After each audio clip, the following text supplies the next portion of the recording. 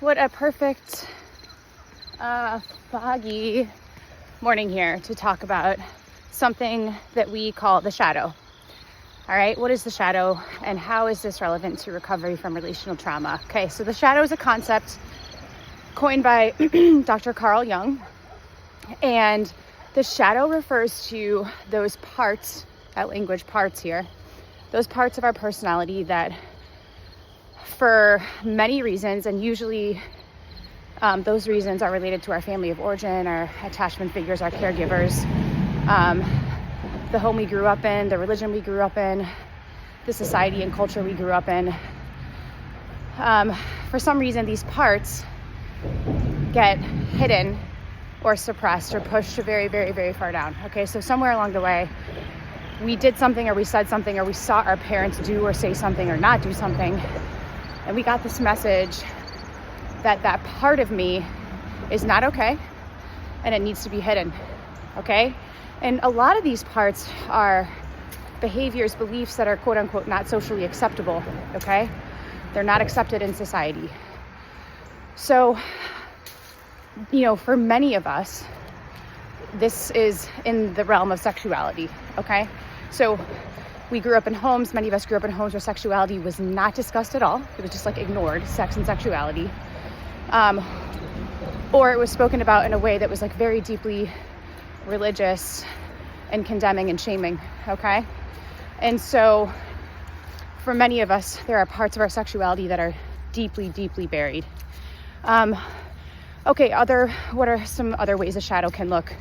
Racism, deep hatred for the opposite sex, misogyny, hatred towards individuals who don't look like us, whether it's a different color of their skin, or even just people who are bigger than us, who look a certain way.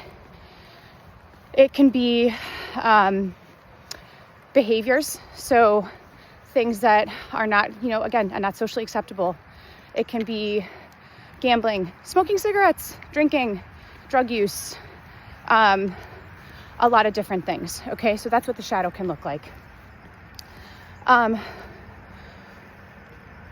idea here with the shadow and recovery from relational trauma is, again, the goal here in the recovery from relational trauma is to understand all of our different parts, all of our parts. There are no bad parts. So our job here is to get to know, to bring to consciousness even those parts that we are deeply ashamed of, okay? And that may, I think, scare a lot of us.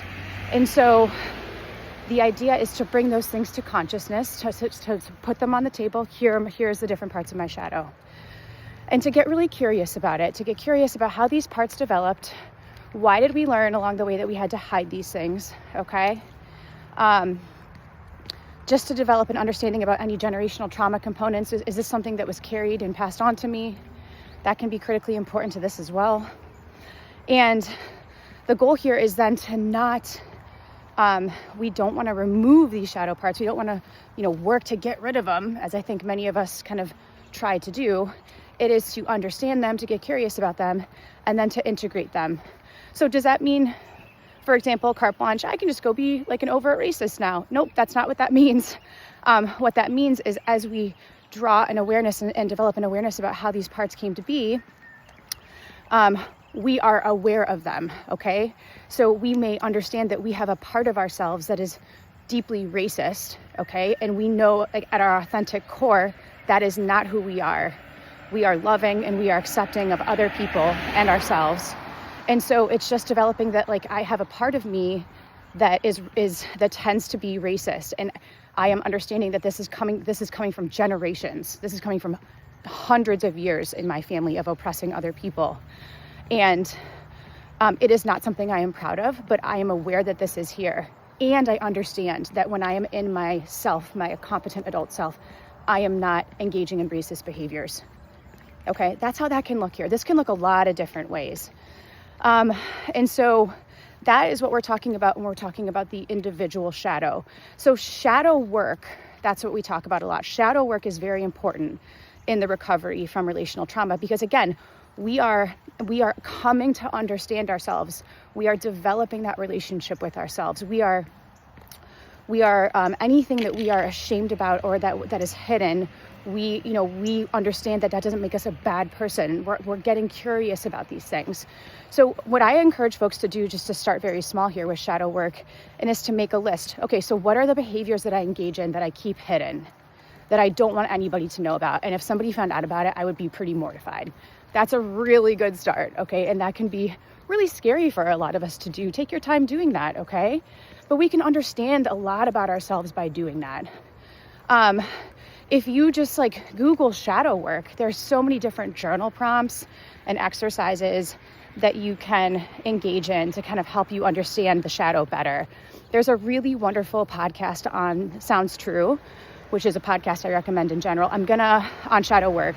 I'm gonna drop that in the details here. And then some of you may know where I'm going with this next. I'm really gonna be excited to talk about the collective shadow and why that's so relevant in our current world today. I hope that you found this helpful. Thanks for coming on here, being willing to grow and expand.